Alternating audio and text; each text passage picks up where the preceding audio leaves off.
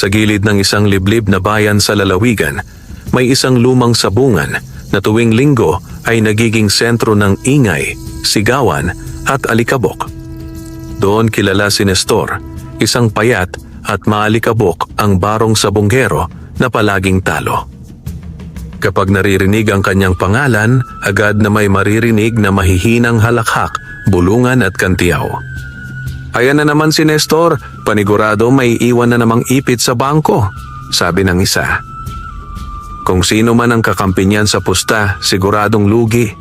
Sabat naman ng isa pang sabongero.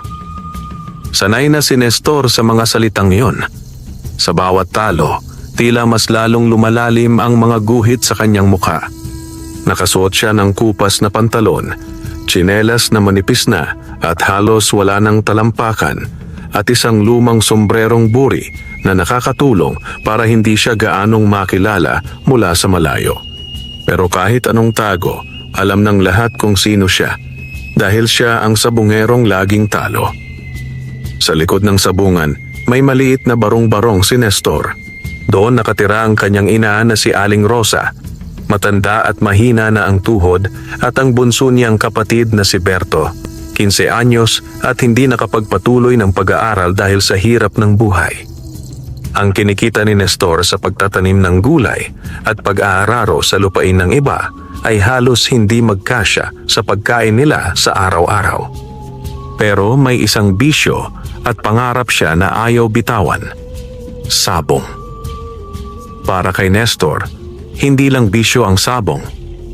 Panaginip ito ng isang pagkakataong may malaking panalo, isang biglang yaman na magtatanggal sa kanila sa pagkakautang, magpapatayo ng matinong bahay, magpapagamot sa ina, at magpapabalik kay Berto sa eskwela. Sa tuwing hahawak siya ng manok, iniisip niyang baka iyon na ang magbabalik ng dangal niya. Ngunit sa tuwing tataya siya, sa tuwing magpapatalon ng manok sa ruweda, lagi na lang siyang uuwing luhaan, basang-basa sa pawis at hamog, at walang laman ang bulsa. Ang ilan sa kanyang mga manok ay nabili niya sa hulugan. Ang iba naman ay nakuha sa pautang na may mataas na tubo. Sa tabi ng kulungan ng mga manok niya ay nakasingit ang isang lumang papel na may nakasulat na listahan ng kanyang mga utang. Sa dami ng pangalan at halagang nakalista, parang lumalabo na sa kanya kung kailan niya ito mababayaran. Isang hapon, matapos matalo na naman ang kanyang pinakamagandang manok, tahimik na naglakad pauwi si Nestor. Namumuo sa dibdib niya ang hiya at galit sa sarili. Hindi na siya makatingin sa mga taong nakakasalubong sa kalsada. Minsan ay may batang sumigaw, "Talo na naman si Kuya Nes. Huwag kayong tumaya dyan, malas." Nagkatawanan ng ibang bata, at kahit sinaway sila ng kanilang ina, tumatak na sa pandinig ni Nestor ang salitang malas. Sa isip niya, tila totoo yun. Malas siya. Malas ang manok niya. Malas ang buhay niya. Pagdating sa bahay, sinalubong siya ni Berto. "Kuya, kumusta? Nakabawi ka ba?" Tanong ng kapatid, may konting pag-asa sa mga mata. Umiling lang si Nestor. Hindi niya magawang sabihin na pati perang ipinangako niyang ibibili ng bigas ay nilamon na ng ruweda. "May natira?" Mahina ang boses ni Berto. Inilabas ni Nestor ang bulsa. Ilang barya lang ang nalaglag sa kanilang mesa. Napayuko si Berto at mabilis na tinago ang pagkadismaya. "Kuya, ayos lang. Mangunguhanan na lang ako ng kangkong sa sapa. May natira pang asin. Makakaraos din tayo," sabi ni Berto, pilit na nakangiti. Mula sa sulok ng papag, narinig nila ang ubo ni Aling Rosa. "Nes, anak, hindi mo kailangan magsabong para itawid tayo sa hirap. Baka may ibang paraan pa," mahinang wika ng matanda. "Huwag kang mag-alala, inay. Isang malaking panalo lang, babangon tayo. Hindi habang panahon malas ang tao," sagot ni Nestor. Kahit sa loob niya, unti-unti na ring kumukupas ang paniniwala. Nang gabing iyon, hindi agad nakatulog si Nestor. Nakatingin siya sa kisame ng kanilang barong-barong. Pinakikinggan ang huni ng kuliglig sa labas at ang banayad na paghilik ng ina at kapatid. Ilang ulit niyang binalikan sa isip ang huling laban ng kanyang manok, ang pagtalon nito, ang pagkadapa, ang sigaw ng mga tao at ang lamig ng kanyang palad nang siya ay talunin ng tadhana. Sa wakas, bumangon siya. Hindi niya alam kung bakit, pero parang may humihila sa kanya papalabas. Tahimik niyang binuksan ang pinto at lumabas sa dilim. Dala ang lumang lamparang degas.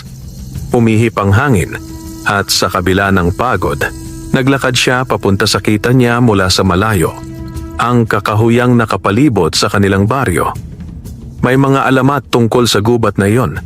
May nagsasabing may mga engkanto, mga multo ng sundalo, mga diwata at tikbalang na gumagala tuwing hating gabi.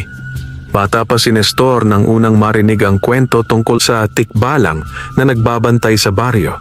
Sinasabing kalahating tao at kalahating kabayo, napakataas at kinatatakutan ng mga hindi marunong gumalang sa kalikasan. Ngayon, habang naglalakad siya sa madamong daan, biglang sumagi sa isip niya ang mga iyon, pero hindi niya ininda. Ang tanging laman ng isip niya ay ang tanong, hanggang kailan ba siya magiging ganito kaapi at kahirap? Nang makalampas siya sa huling bahay ng baryo, sinalubong siya ng mas malamig na hangin.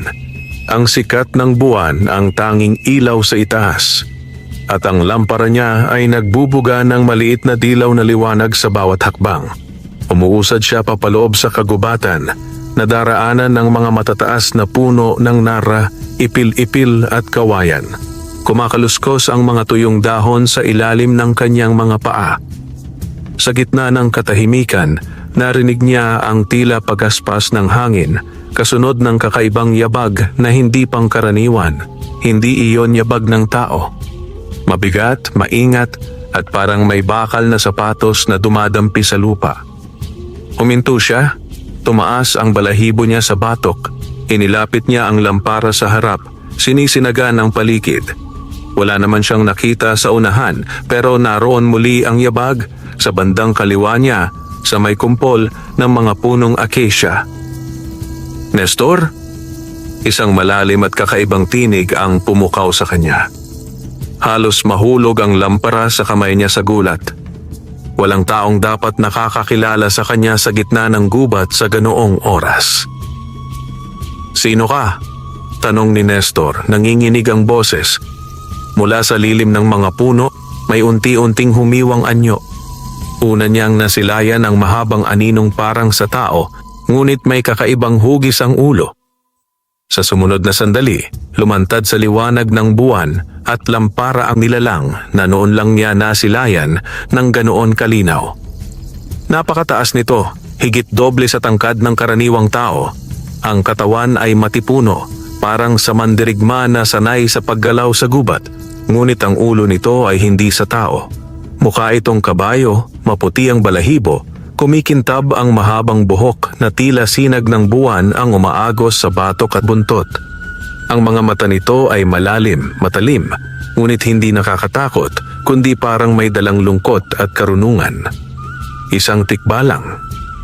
Nalaglag si Nestor sa tuhod, hindi malaman kung tatakbo o luluhod sa takot. Nalaglag rin ang lampara, ngunit buti na lang at hindi nagdulot ng apoy. Gumulong ito sa damuhan at nagpatuloy sa munting pagliyab. "Patawad," nauutal na sabi ni Nestor. "Hindi ko alam na may nagmamay-ari ng gubat na ito." Tahimik na tiningnan ng tikbalang si Nestor. Pagkalipas ng ilang sandali, nagsalita ulit ito. "Matagal na kitang pinagmamasdan," sabi ng tikbalang. "Ikaw ang sabungerong laging talo, si Nestor na palaging pinagtatawanan sa sabungan, ngunit hindi kailanman nagtataksil sa pamilya niya." Napanganga si Nestor. Hindi niya akalaing kilala siya ng nilalang sa harap niya. Paanong kilala mo ako?" tanong niya. "Hindi sa sabungan lang umiikot ang mundo. Sa bawat iyak ng iyong ina sa gabing wala kayong kanin, sa bawat buntong hininga ng kapatid mong umaasang uuwi kang may bitbit na bigas, naririnig ko iyon. Ako ang tagapagbantay ng kagubatan, ngunit ako rin ang saksi sa paghihirap ng mga taong marunong rumespeto sa kalikasan. Napayo ko si Nestor. Kung ganoon, alam mo rin siguro kung gaano ako kamalas sa buhay, marahan niyang sabi. Kung minsan, naiisip ko ng sumuko, pero kapag nakikita ko ang aking ina at kapatid, pinipilit ko pa rin. Lumapit ng bahagya ang tikbalang. Sa likod nito, sa di kalayuan, may narinig si Nestor na banayad na tila pagtuka ng ibon sa lupa. Lumingon siya at nakita ang isang maliit na manok na purong puti ang balahibo. Malinis at makintab, tila hindi pa nadumihan ng alikabok ng sabungan. Nakatayo ito sa isang ugat ng malaking puno. Nakatingin lamang kay Nestor na para bang kilala rin siya. Yan ang alaga kong manok, sabi ng tikbalang. Matagal na niya akong sinasamahan sa pagbabantay sa kagubatan. Nakikita niya ang takbo ng puso ng mga tao. Napatingin si Nestor sa puting manok. Panyaga sa kanya ang ganoong uri ng tikas sa isang panabong. Wala itong sugat, wala ring bakas ng panlalamang o tapang na nakasanayan niya sa mga manok sa sabungan. May kakaiba rito, para bang tahimik na lakas ang daladala nito, hindi yabang ni bangis. Bakit ninyo ipinapakita ito sa akin? Tanong ni Nestor. Tinanong mo kanina hanggang kailan ka magiging malas at mahirap, sagot ng tikbalang. Ngayon, tatanungin din kita. Hanggang kailan mo gugustuhin ang pag-asa mo ay ipinapako sa ruweda at sa dugo ng mga hayop na walang kalaban-laban? Hindi agad nakasagot si Nestor. Totoo, ilang beses na rin niyang naisip na marahas ang sabong. Lalo na kapag nakikita niyang namamatay ang mga manok na inalagaan ng ilang buwan, minsan taon, sa loob lang ng ilang minuto. Pero iyon ang mundo na kinalakhan niya at iyon ang pinaniniwalaan niyang tanging daan para mabago ang kanilang buhay. Wala akong ibang alam gawin, mahinang sagot niya. Marunong ako magbungkal, mag-araro, mag-alaga ng manok. Pero ang malalaking pera nasa sabungan. Hindi ako nagsasabing tama pero desperado na ako minsan. Tahimik na nagmasid ang tikbalang, saka tumingin sa puting manok. Lumapit itong dahan-dahan sa kanila at sa gulat ni Nestor, umakyat ang manok sa isang ugat na halos katapat ng kanyang dibdib.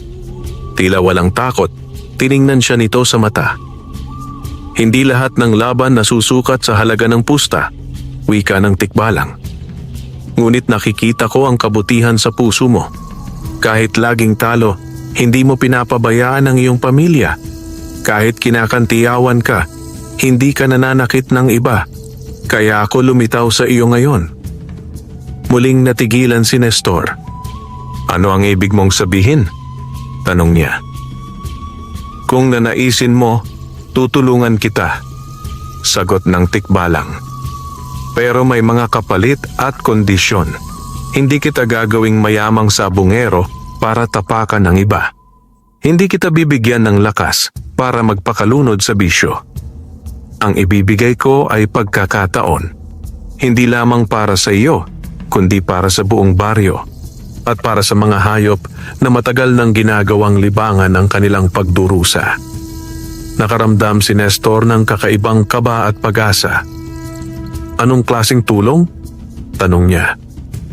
Itinuro ng tikbalang ang puting manok. Ito, sabi niya. Ito ang aking alagang puti na manok panabong. Ngunit ang lakas at kakayahan nito ay hindi mo dapat gagamitin para sa kasakiman. Kung ipagkakalob ko ito sa iyo, kailangan mong mangako na hindi mo hahayaang lamunin ka ng kasakiman. Ang bawat panalo ay may bahaging nakalaan para sa mabuti, sa pamilya, sa mga kapitbahay at sa kalikasan.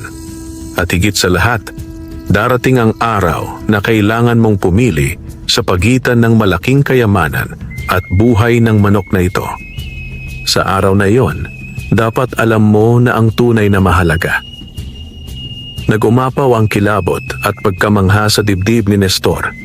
Hindi niya alam kung panaginip ba ito o katotohanan. Ngunit habang nakikita niya ang kumikislap na mata ng tikbalang at ang tahimik ngunit matatag na tingin ng puting manok, unti-unting nabuo ang pasya sa kanyang puso. Kung totoo po ang sinasabi ninyo, marahan niyang sabi, handa akong mangako. Hindi ko sasayangin ang pagkakataon. Hindi ko alam kung karapat-dapat ako, pero susubukan kong maging mabuting tao. Hindi ka perpekto, Nestor, sagot ng tikbalang. At hindi ko hinihiling na maging banal ka. Ang hinihingi ko lang, sa bawat sandali ng pag-aalinlangan, pipiliin mong gawin ang tama. Iyan ang tunay na laban.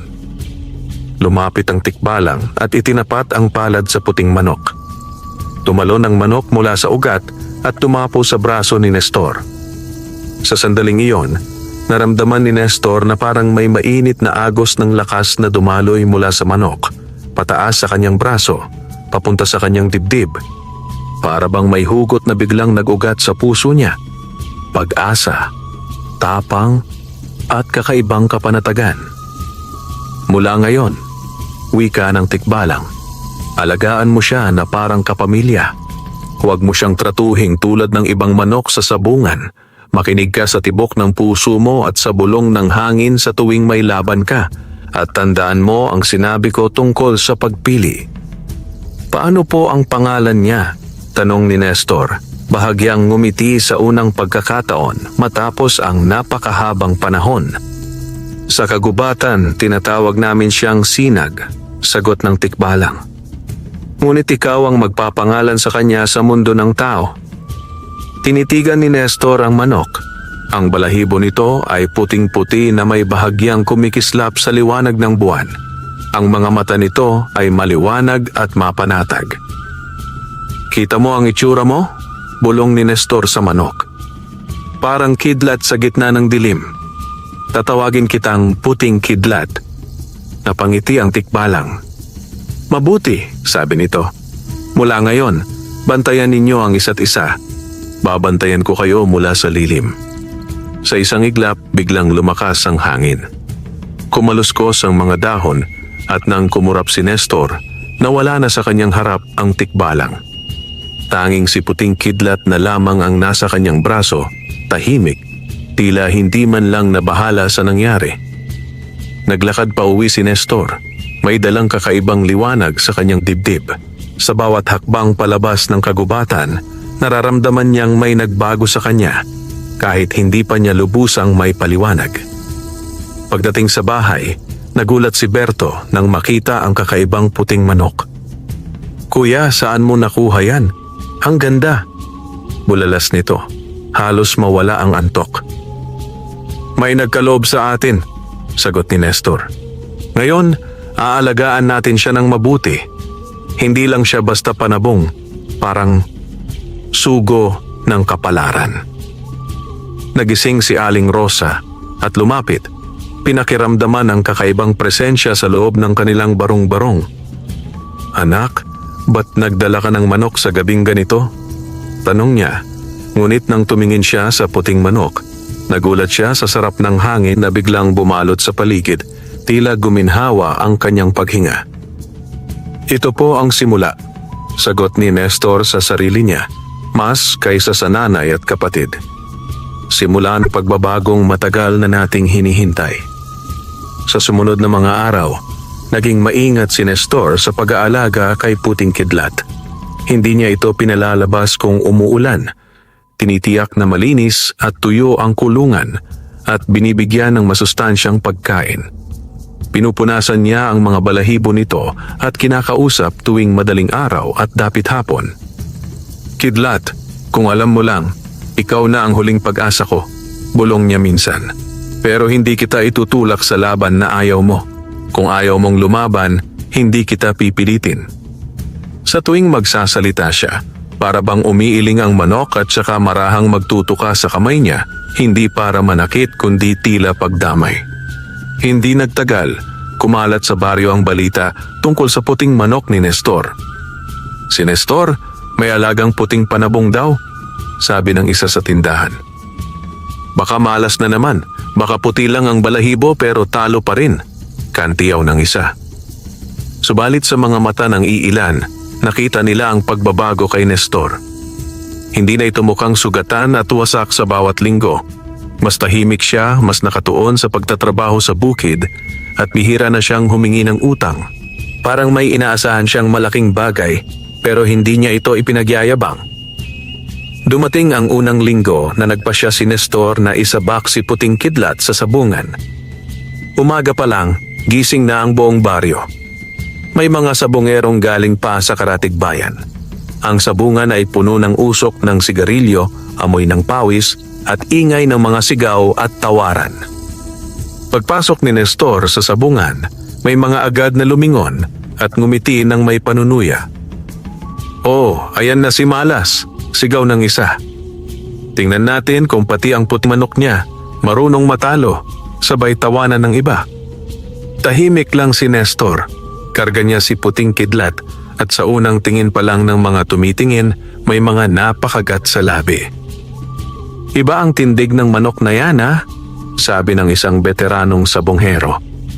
"Ang linis ng balahibo, parang hindi nagpagulong sa lupa," dagdag pa ng iba. Hindi nagsalita si Nestor. Pinakikiramdaman niya ang tibok ng puso niya at ang tahimik na presensya ng gubat na parang naroon pa rin sa likod ng kanyang isip. Bago sumalang sa ruweda, marahan niyang hinaplos ang likod ni Puting Kidlat.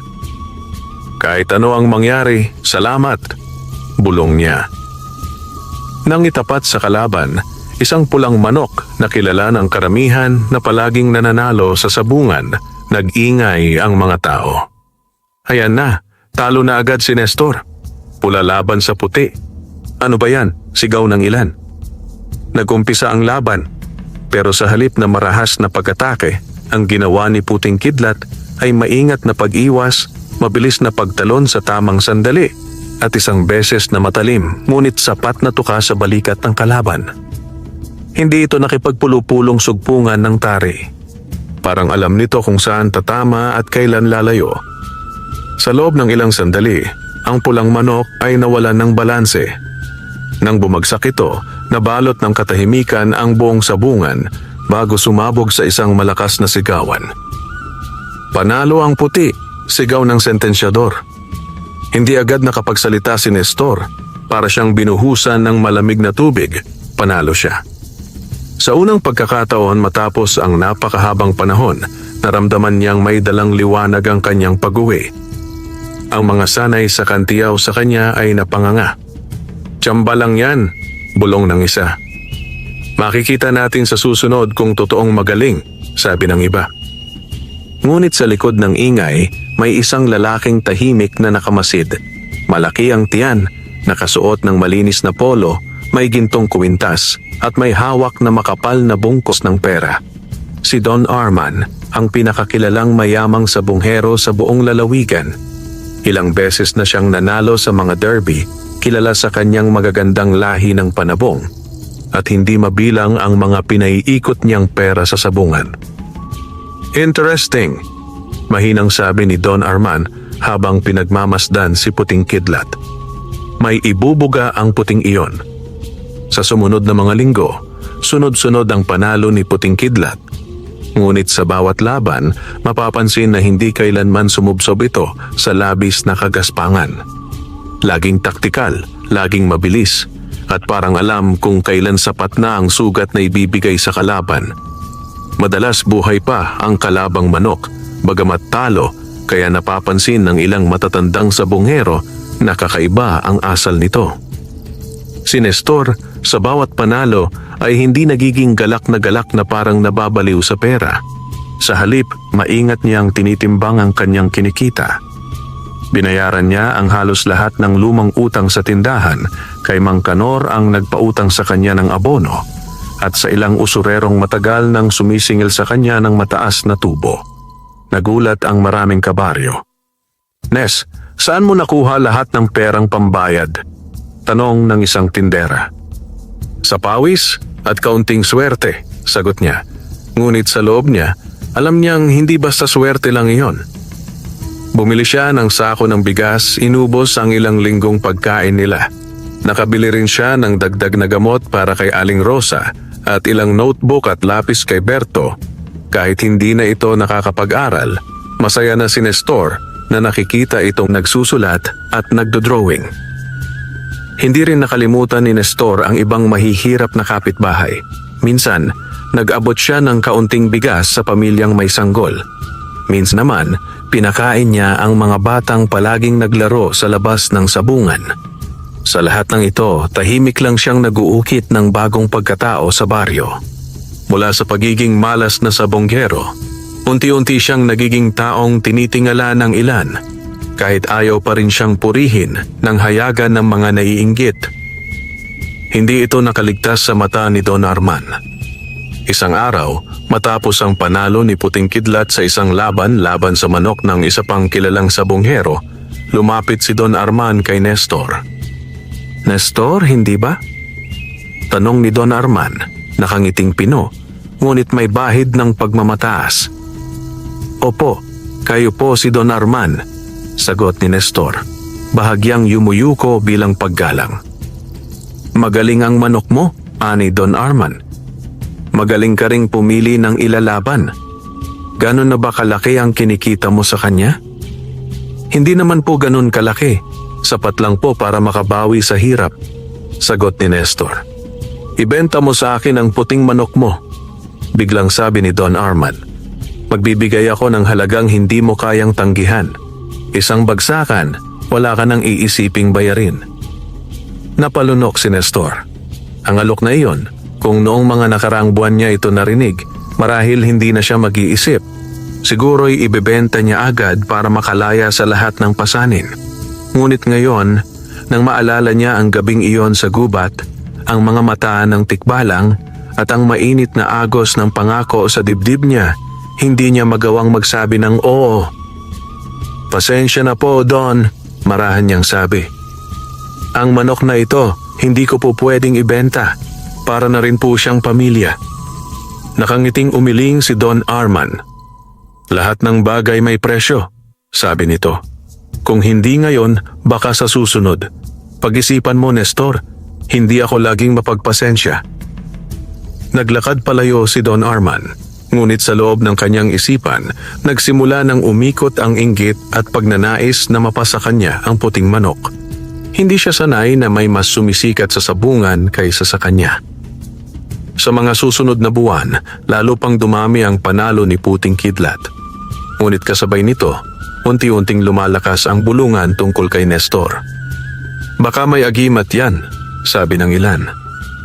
"Baka may kinakasama na engkanto," hinala ng iba. "Baka kabaligtaran, baka malakas lang talaga ang lahi ng manok." Pero hindi niya sinasabi ang pinanggalingan, sabi naman ng mga naiinggit.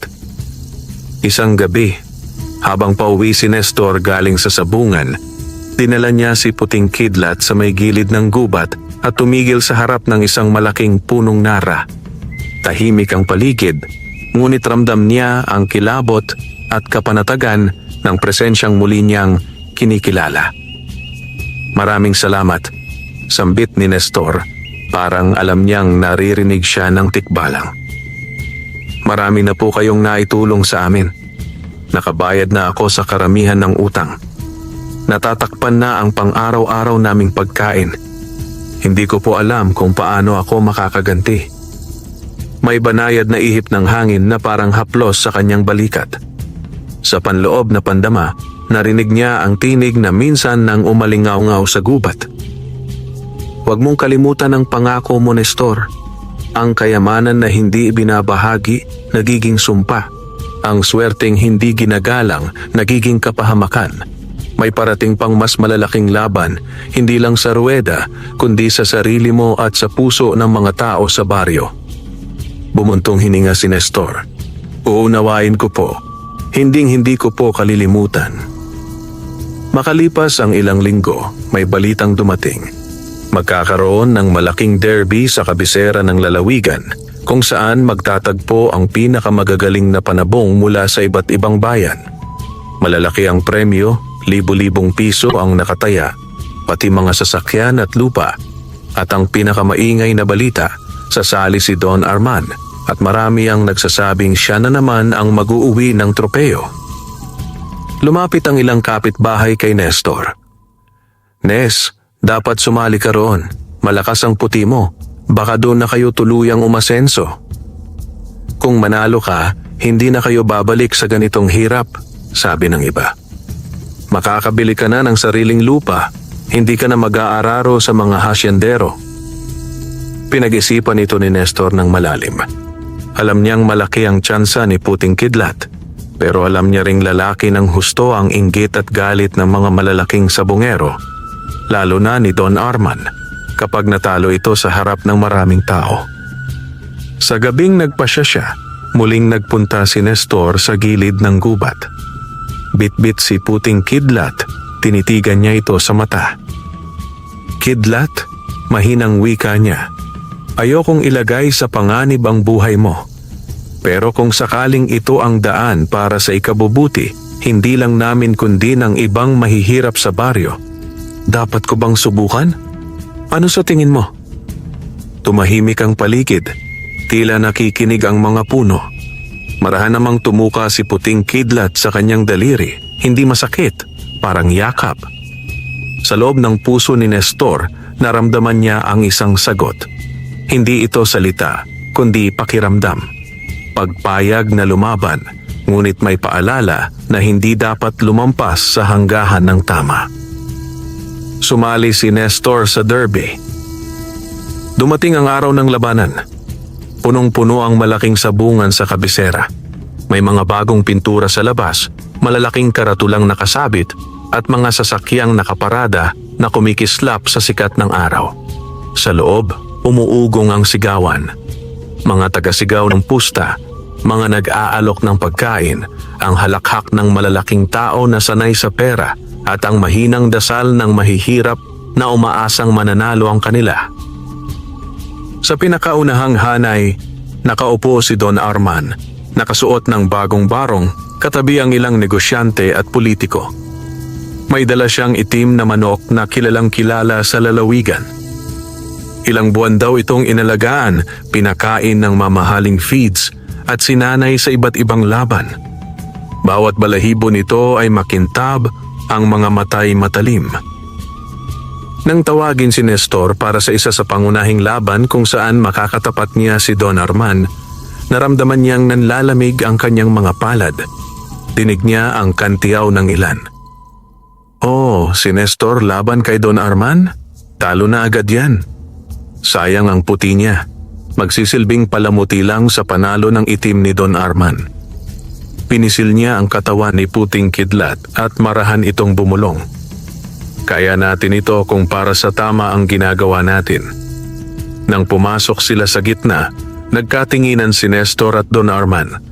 Sa mata ni Don Arman, hindi na iyon simpleng kompetisyon. Nandoon ang galit at pagnanais na ipahiya si Nestor sa harap ng napakaraming tao. "Nasa huli ang pagsisisi," malamig na sabi ni Don Arman. "Pwede ka sanang naging komportable kung ibinenta mo sa akin ang manok na yan. Ngayon, mauubos sa isang laban ang lahat ng pag-asang binuo mo." Hindi sumagot si Nestor. Sa halip, tumuon siya sa tuhog ng tari, sa maingat na paglalagay nito sa paa ni Puting Kidlat.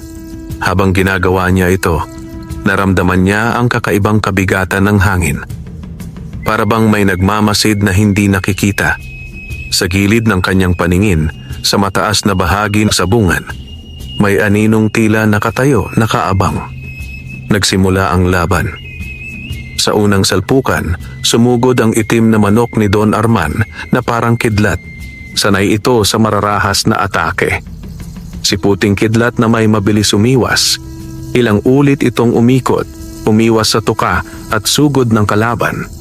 Ngunit sa isang iglap ng kapabayaan, nakalusot ang sipa ng itim na manok at tumama sa tagilirang hindi nasangga ng maayos ni Puting Kidlat. Sumigaw ang mga tao. "Tamaan mo, itim, tapusin na." Nakita ni Nestor ang dugo na umagos mula sa tagiliran ni Puting Kidlat. Hindi ito ganoon kalaki, ngunit sapat na para mag-alala siya. Narinig niya rin ang mahinang daing ng kanyang konsensya. Sa loob ng ilang sandali, nagbalik sa kanyang isipan ang babala ng tikbalang. Darating ang araw na kailangan mong pumili sa pagitan ng malaking kayamanan at buhay ng manok na ito. Habang nagpapatuloy ang laban, ramdam niya na kaya pang lumaban ni Puting Kidlat. Hindi pa ito sumusuko, ngunit bawat segundo na hinahayaan niya ito sa gitna ng ruweda ay bawat segundo ng posibilidad na mas malalang sugat ang matatamo nito. Ang mga sigaw ng mga tao ay kunyawang musika sa kanyang pandinig, halo-halong dasal ng kayamanan at kasakiman. "Nes, huwag kang uurong," sigaw ng ilang kakilala sa manonood. "Nakadikit ang pera namin sa manok mo. Paubos na ang itim, kaya pa niyan," sigaw ng iba. Tumingala si Nestor. Sa sandaling iyon, tila nagdahan-dahan ang kanyang paghinga. Nakita niya sa isip, sa puso, ang mukha ng kanyang ina kapag nanghihina. Ang ngiti ni Berto sa tuwing nabibigyan niya ito ng simpleng pangangailangan.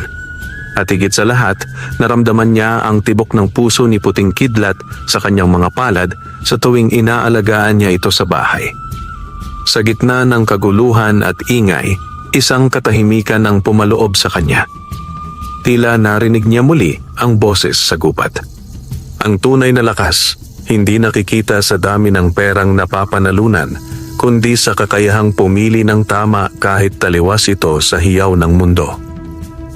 Sa isang iglap, itinaas ni Nestor ang kanyang kamay. "Sandali!" sigaw niya. Napatigil ang mga tao. Maging si Don Arman ay naguluhan. "Anong ginagawa mo?" sigaw ng sentensyador.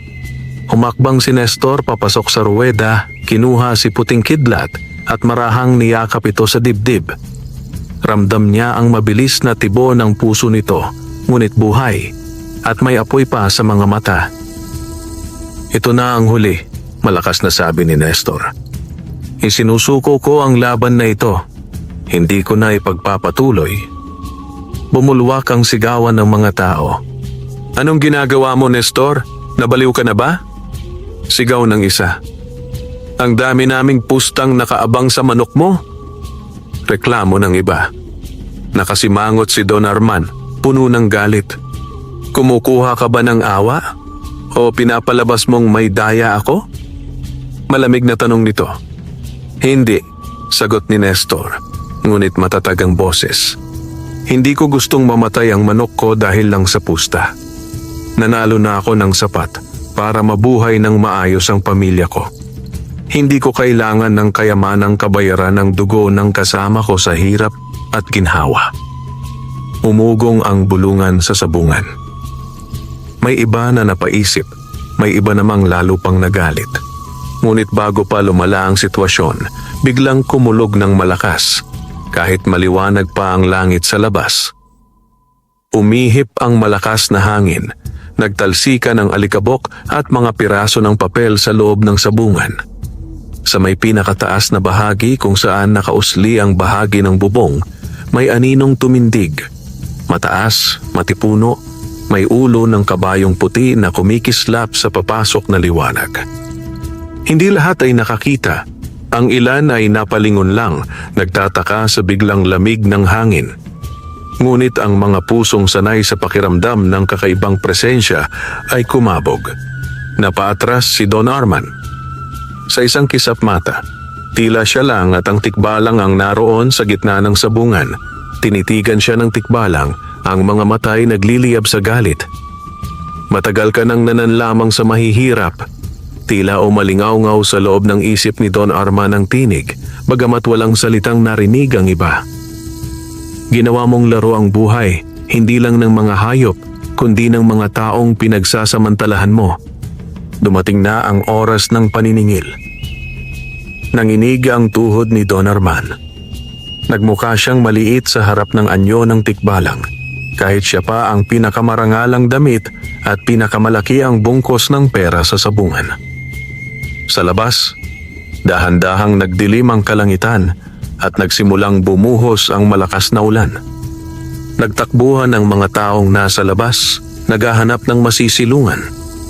Sa loob, nagkagulo ang mga tao, nagtakbuhan din ang iba palayo sa gitna, natatakot sa biglang bagyo. Sa gitna ng kaguluhan, tahimik na lumabas si Nestor, yakap si Puting Kidlat. Basang-basa siya sa ulan bago pa man siya makalayo, ngunit hindi niya alintana. Sa dibdib niya, naramdaman niyang unti-unting kumalma ang pulso ng manok, tanda na ligtas itong makakapahinga. Sa sumunod na mga linggo, kumalat ang balita tungkol sa derby na iyon. Maraming bersyon ang kwento. May nagsabing tumakbo si Nestor dahil natakot matalo, may nagsabing nahibang siya sa awa sa manok. May iilan namang nagkwento na may kakaibang nilalang na lumitaw sa sabungan bago bumuhos ang ulan at mula noon, hindi na nakabawi si Don Arman. Napabalita rin na ilang negosyo ni Don Arman ang nalugi. May mga kasong isinampa laban sa kanya dahil sa panlalamang sa mga kapwa sa bungero, pandaraya sa timbang at pakikialam sa pusta. Unti-unti siyang naubos, hindi man literal, ngunit ang dati niyang kapangyarihan at impluensya sa sabungan ay naging hungkag. Si Nestor naman, tahimik na nagpasya. Hindi na niya isinasali sa sabong si Puting Kidlat. Inalagaan niya ito tulad ng isang matandang kaibigan. Gumamit na lang siya ng ibang manok sa maliliit na laban, ngunit halos hindi na siya bumabalik sa dating labis na pagkapit sa sabong. Kapag sumasali man siya, maliit na pusta na lang at para na lang sa libangan ng mga tao sa baryo, hindi para sa pagkakasuga pa. Sa halip, ginamit niya ang natitirang pera mula sa mga panalo niya noon para magsimula ng maliit na negosyo. Nagtayo siya ng munting manukan, hindi para sa sabong, kundi para sa itlog at karne. Pinili niya ang paraang hindi marahas, maingat sa pag-aalaga sa mga manok. Nagbenta siya ng itlog sa palengke at kalaunan, naengganyo rin siyang magtanim ng organikong gulay sa lupang nakuha niya mula sa naipon niyang pera. "Ang dami nang nagbago sa iyo, kuya," sabi ni Berto isang hapon habang magkasamang nag-aalaga sila ng mga sisiw. "Hindi ka na katulad dati na laging wala sa sarili pag natatalo sa sabong." "Siguro tumanda na rin ako," sagot ni Nestor nakangiti. "At natuto na akong hindi lahat idinadaan sa sugal. Tignan mo si Puting Kidlat." Si Puting Kidlat ngayon ay nakalalakad na malaya sa bakuran. Hindi na ito sinusuotan ng tari, hindi na sumasali sa mga laban, ngunit nanatili ang tikas nito. Sa tuwing lalapit si Berto at Nestor, tumutuka ito ng banayad, tila kumakaway. Si Aling Rosa ay unti-unting gumaan ang pakiramdam. Nakakakain na sila ng sapat, nakakapagpagamot sa health center, at nagkaroon pa nga sila ng kaunting ipon para sa kinabukasan. Si Berto, sa tulong ng dagdag na kita, nakapag-enroll sa alternative learning system sa bayan. Kahit huli na, nagawa niyang ipagpatuloy ang pag-aaral. Dumating ang isang dapit hapon na napakaganda ng langit. Kulay kahel at rosas ang ulap, at ang hangin ay malamig ngunit hindi nakangangatog. Nakaupo sa bangko sa harap ng bahay si Nestor, hawak ang maliit na tasa ng kape. Sa tabi niya, nakahilig si Puting Kidlat, nag-aayos ng balahibo. Sa mas malayo, sa may gilid ng kagubatan, may nakita siyang silweta. Isang matangkad na anyo, parang tao, ngunit may mahahabang buhok na puti na sumasabay sa hangin. Hindi niya malinaw na makita ang ulo nito, ngunit ramdam niya ang pamilyar na presensya. Hindi na siya natakot. Sa halip, pinuno ng pasasalamat ang puso niya. "Maraming salamat," mahina ngunit buong loob na sabi ni Nestor sa direksyon ng kagubatan. "Kung hindi dahil sa inyo, baka nalunod pa rin ako sa maling pag-asa." Isang banayad na ihip ng hangin ang tumama sa kanyang pisngi, tila sagot sa kanyang pasasalamat. Uminit ang dibdib niya sa damdamin ng pagiging hindi na nag-iisa sa mundong minsan ay tila lahat ay laban sa kanya. Sa mga susunod na taon, naging kwento na sa baryo ang buhay ni Nestor. Mula sa pagiging mahirap na sabongerong laging talo at pinagtatawanan, naging halimbawa siya ng taong marunong magbago, marunong pumili ng tama sa gitna ng tukso ng malaking yaman, at marunong magpahalaga sa buhay ng taong mahal niya, pati na ng hayop na kasama sa pag-ahon. Madalas, Kapag may batang nagtanong sa kanya kung paano maging magaling na sabungero, ngumiti lang si Nestor. Mas maganda sigurong matutunan mo muna kung paano maging mabuting tao, sagot niya. Kapag mabuti ang puso mo, kahit anong laban sa buhay, kahit hindi sabong, kakampi sa iyo ang tadhana. At tuwing gabi, bago matulog, lumilingon si Nestor sa gubat. Minsan, sa gilid ng mga punong nakahilera sa may di kalayuan, makikita niya ang isang puting kabayong tumatakbo, sinasabayan ng puting ibong lumilipad sa itaas. Sa sandaling kumurap siya, mawawala ito, parang alitap-tap sa dilim na sandaling nagpakita at muling tumago. Sa puso niya, alam niyang hindi yun basta guni-guni. Ang mabuting tikbalang at ang alagang puting manok panabong ay hindi lamang bahagi ng alamat, kundi kasama niya sa tunay na pagbabago ng kanyang kapalaran. Hindi naging milyonaryo si Nestor, ngunit hindi na rin siya ang taong ginagawang biro sa sabungan. Siya na ngayon ang taong iginagalang sa baryo, hindi dahil sa laki ng kanyang pera, kundi dahil sa laki ng kanyang puso. At sa bawat umaga na magigising siya sa huni ng mga manok at sa liwanag ng araw na sumisilip sa kanilang munting tahanan, alam niya na ang tunay na panalo ay hindi ang malaking pusta na naisilid sa bulsa, kundi ang katahimikan ng loob na alam mong pinili mo ang tama kahit ang buong mundo ay humihiyaw na piliin mo ang mali. Wakas,